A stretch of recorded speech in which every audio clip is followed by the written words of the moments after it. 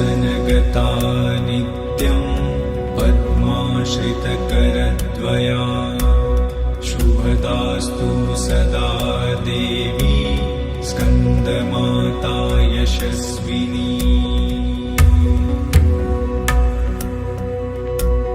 सिंहासनगता नित्यं पद्माश्रितकरद्वया शुभदास्तु सदा देवी स्कन्दमाता यशस्विनी।